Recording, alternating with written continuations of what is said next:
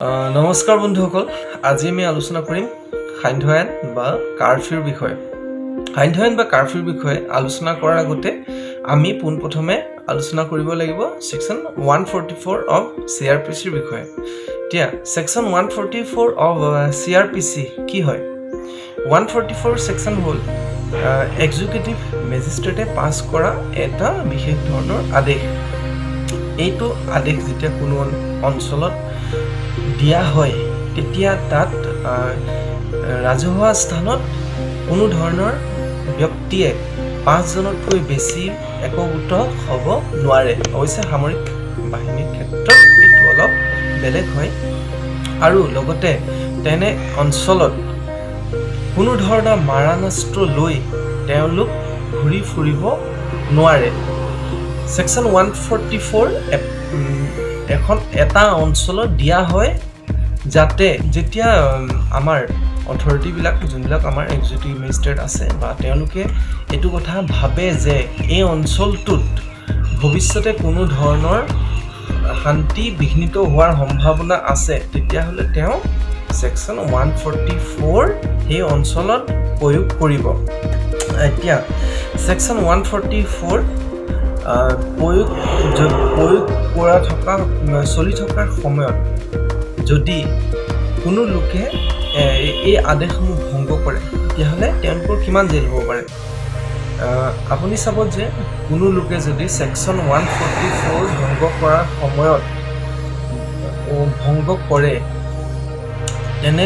তেনে লোকৰ 3 বছৰ জেল আৰু লগতে জৰিমনা হ'ব পাৰে।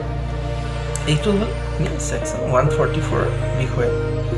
এতিয়া আহোঁ আমি সান্ধ্য আইন বা কাৰফিউৰ বিষয়ে। সান্ধ্য আইন কেতিয়া প্ৰয়োগ কৰা হয়? আপুনি চাব যে যেতিয়া কোনো অঞ্চলত আগৰ পৰাই শান্তি বিঘ্নিত হৈ আছে আৰু তেনে অঞ্চলক স্বাভাৱিক কৰিবলৈ সান্ধ্য আইন প্ৰয়োগ কৰা হয়।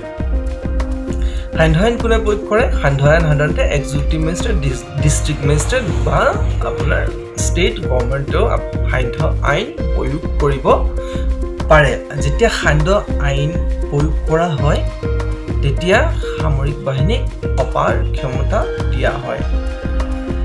বহুতে ভাবে যে সান্ধ্য আইন দিয়া মানে দেখা মাত্ৰে সান্ধ্য আইন দিলে সামৰিক বাহিনীয়ে দেখা মাত্ৰে গুলি কৰিব। অৱশ্যে তেনেকুৱা কোনো কথা নাই। ভাৰতীয় দণ্ডবিধি আইন আৰু ভাৰতীয় ফৌজদাৰী আইনে সান্ধ্য আইনৰ কোনো ধৰণৰ বিৱৰণ দিয়া নাই।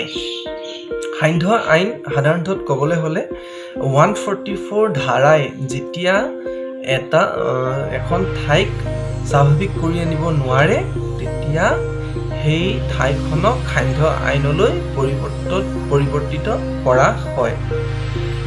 সান্ধ্য আইনৰ ক্ষেত্ৰত আপুনি মন কৰিব যে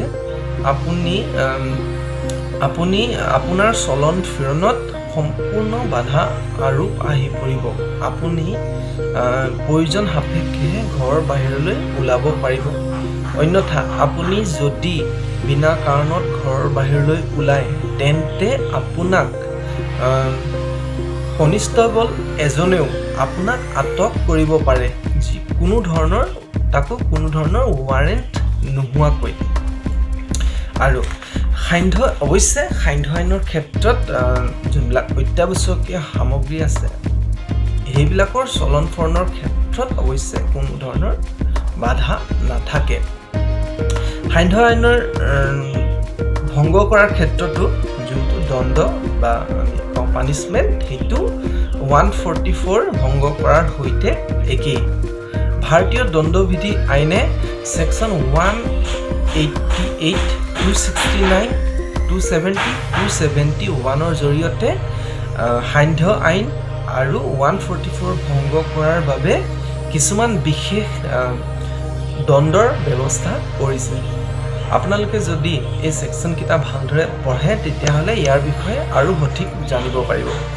আশা কৰোঁ ভিডিঅ'টো চাই ভাল পালে, আপোনালোকে অলপ হ'লেও উপকৃত হ'ল। ভিডিঅ'টো চোৱাৰ বাবে ধন্যবাদ।